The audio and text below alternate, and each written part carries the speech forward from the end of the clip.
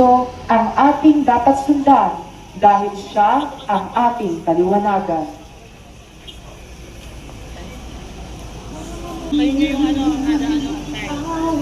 San Jose, Esposa de la Virgen María, Patron de la Santa Iglesia Universal.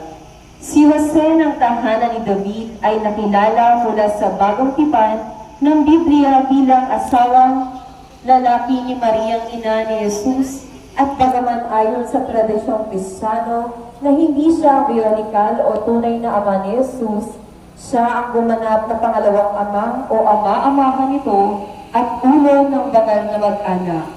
Itinuturing siyang isang santo ng mga simbahang Romano-Katoliko, silanganing Ortodoksya at Anglikano. Siya ang pintakasing santo para sa katarunang panlipunan. Ipinagdiriwang ang kanyang kapistahan sa tuwing ika-1 ng Mayo. Ang buhay ni San Jose na isang karpintero mula sa Nazaret at nagmula sa lahi ni Haring David ay nasa Ebanghelyo ni Mateo at San Lucas na tumutukoy sa kanya bilang matuwid. Siya ay simple, mapagkumbaba, masayahin at masunurin sa Diyos. Nagpakasal kay Maria, umaraga kay Jesus, naglaan ng proteksyon sa pagsisilang ni Maria, at pagtakas patungong hinatid sila sa Nazaret at binantayan sila ng pananampalataya at katapangan.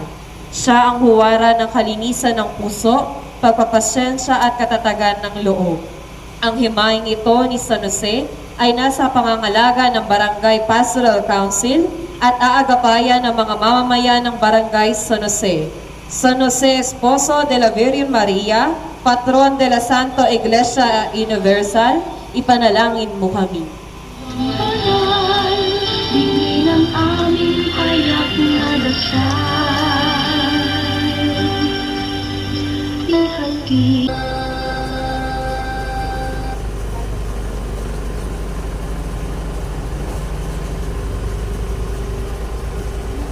La Immaculada Concepcion. Ang kalinis-linisang paglilihi sa Birheng Maria ay dogma ng simbahang Katolika patungkol sa kawalang bahid sa salang orihinal ng Birheng Maria. Noon pa mang siya ipinaglihi ng kanyang inang si Santa Ana, na di gaya ng lahat ng tao na nagmamana ng salang orihinal. Ito ay isa sa 4 na dogma Na Diyos na ipinahayag ni Papa Pio IX noong 1854 at nasa ilalim ng pangangalaga ng ating kapatid na si Concepcion de Blas mula sa Bayan ng Noveleta, Cavite. Ito ay aagapayanan ng mga kasapi ng apostolado ng panalangin. La Immaculada Concepcion, Ruega nos.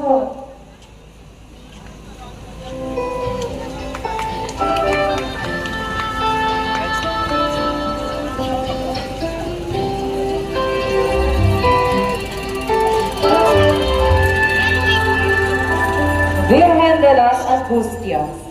Sa pagninilay sa kasipan ng mahal na kamatayan ng kanyang anak na si Jesus sa krus, ang angustia ay pagdadalamhati ng Inang Birhen sa kinasapitan ng kanyang anak na tagapagligtas ng buong sanlibutan para sa katamaran ng ating kaligtasan. Naway tulad ng mahal na Birhen ay mapagnilayan natin hindi lamang ang mga koron at pato, kundi 10 ng mga bawat sulat sa bawat dugong binuhos sa hangin na nagsilubog sa kanyang mga lisid at laman. Ang emahe ay pangangalaga ni kapatid ni Alfie del Rosario mula sa bayan ng Muguleta. Ito ay agapayanan ng kasapi ng Ministry ng Komunikasyon. Virgen de las Angustias, ipanalangin mo kami. Ay isang awit ng dala. Mayroong Nuestra Señora de la Paloma, ang Virgen de la Amargura. Aba, Ginoong Maria, napupuno ka ng hapis, ang nagpakasakit na ipinako sa krus ay sumasa iyo. Bukod kang namighati sa babaeng lahat, at tanging kaisa ka naman sa napasyon iyong anak na si Jesus.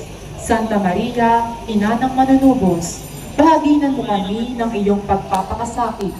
Ipanalangin mo kami mga makasalanan na naging dahilan ng pagkapako niya sa krus, ngayon at sa oras ng aming kamatayan. Amen. Ang imahe ng Birhen de la Amargura ay nasa pangangalaga ni Reverendo Padre Alfie Pangilinan mula pa sa syudad ng Olongapo at aagapayanan ng Missionary Families of Christ. Mahal na Birhen ng Hapis, Ipanalangin mo kami. Minsan ang buhay ay isang awit ng Nuestra Señora Basal de Tugno Lolo, ayos kalito ang tao. Sa loob ng 9 buwan ay dinala niya si Jesus sa kanyang sinapupunan. Isang saraw at sisidlan ng ang laman ay di kayang luluhurin ng kaisipan. Isang sisidlang buhat sa malinis at banal na kasangkapan. Isang lalagyan sa kanyang nagalak ay ang yaman ng mga yaman. Si Jesus sa sanggal ang kabanalan ay nabuo bilang tao sa sinapupunan ng isang wagas na kalinisan. Ngayon si Jesus naman ay tunay na sumasa atin at kapiling natin sa anyo ng tinapay sa kanyang kabanal-banalang sakramento sa altar. Ang kanyang kapistahan ay tuwing 15 ng Agosto at nasa ilalim ng pangangalaga ng ating kapatid na si Kenneth Daloraya mula sa bayan ng General Trias. Ito ay agapayanan ng kasapi ng Tiro. Maria Santissima Vaso Digno de Honor, Ora pro nobis. Nuestra Señora de Desadadora de Nudos, panalangin para kay Maria, tagakalab ng mga buhol ng buhay, kasama si Papa Francisco, sa pamamagitan ng iyong biyaya, ng iyong panalangin, at ng iyong alimbawa, iadya mo po kami sa lahat ng mga masasama. Mahal naming Ina, palagin mo ang mga buhol na humahadlang sa amin upang maging kaisa ng Diyos, maging malaya sa kasalanan at mga pagkakamali. Naway makita namin siya sa lahat ng bagay at mga puso namin ay maialay sa Kanya at lagi siyang mapaglingkuran sa aming kapwa. Maria, tagakalab ng mga buhol ng buhay, ipanalangin mo kami. Ang imahen ay nasa ilalim ng pangangalaga ng ating kapatid na si Vincent Fajardo mula sa bayan ng Noveleta. Ito ay aagapayanan ng mga kasapi ng El Shaddai. Maria, tagakalab ng mga buhol ng buhay, ipanalangin mo kami.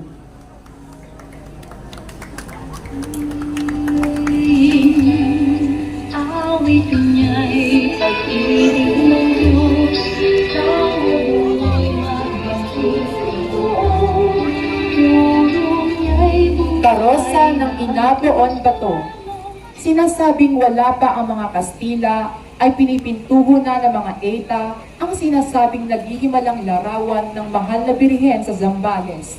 Laking pagkagulantang ng mga paring Agustino noong nakita nila ang Birhen. Nauna pa siya sa atin, nila. Kinilala nilang inihanda ng mahal na Birhen ang kanilang pagdating upang ipangaral ang kaharian ng Diyos. Ang imahe ng Inapoon Bato ay nasa pangangalaga ng ating kapatid na si Jerome Alejandro mula sa bayan ng Kawi. Ito ay aagapayanan ng Mother Butters Guild. Inapoon Bato, ipanalangin mo kami.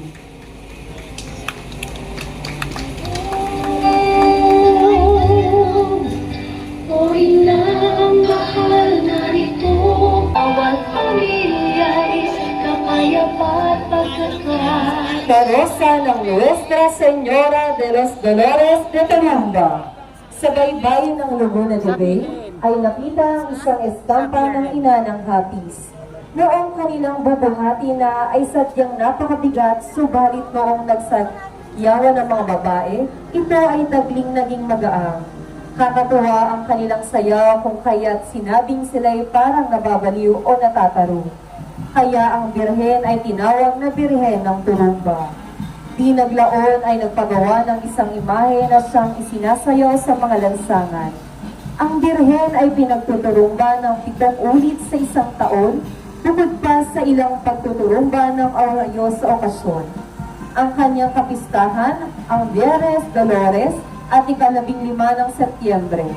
Ang imahe ng Nuestra Señora de los Dolores de Tarumba ay nasa pangangalaga ni Jordan Hernandez. Ito ay agapayanan ng mga katekista. Nuestra Señora de los Dolores de Tarumba, Ipanalangin mo kami.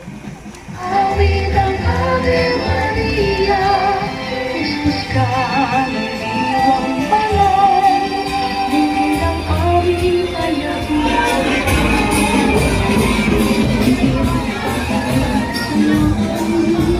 Nuestra Señora de Asunción de Daus. Tahimik ang kasaysayan kung saan nanggaling ang imahen at kung sino ang umukit sa imahen. Gayunpaman, ang bayan ng Dawis na dating tinatawag na Mariveles ay may sikat na kwento ng birhen na hiniling niya sa isang mangingisdang hindi pinangalanan na dalhin siya sa islang ito na tinatawag na Mariveles. Nang malapit na sila sa baybayin, sinabi ng ginang, "Doon na ang Mariveles," o "We are nearing Mariveles." Bumaba siya sa bangka at nagtungo sa dalampasigan kung saan sagana ang mga palad sa poblasyon Dawis. Ibinunyag ng mangingisda na nawala ang babaeng pasahero at sa kanyang lugar ay nakakita ng isang bagay kung saan ang imahe ay nagpukaw ng pagkakahawig ng kanyang pasahero.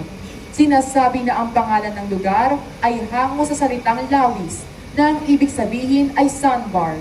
Maaaring magmula rin ito sa salitang Dawi na nangangahulugang isang isda na kumagat sa pain ng kawit at tali. Ang naitala na kasaysayan ng Dawis ay nagsimula sa pagdating ng dalawang paring Jesuita, si Father Diego de Ayala at Father Joseph Gregorio. Mula noon, nagkaroon ng sunod-sunod na mga misyonerong Jesuita hanggang 1786 at kalaunan ay pinalitan ng mga amang Augustinian Recollect hanggang 1888. Mula noon, umalit na ang mga paring Pilipino. Ang imahen ay nasa pangangalaga ng ating kapatid na si John Lucas de Raxin mula sa bayan ng Noveleta. Ito ay aagapayanan ng mga kasapi ng Extraordinary Minister of Holy Communion. Mahal na Birhen ng Dawis, ipanalangin mo kami.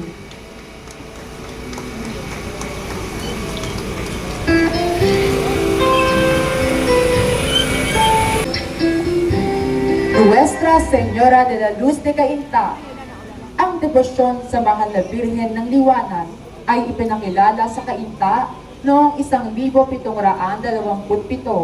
Ang orihinal na larawan na dinala ng mga Hisbita ay may ginito ang kwadro at taluktok at nakalagay sa isa sa mga dambana sa gilid o kalaserales.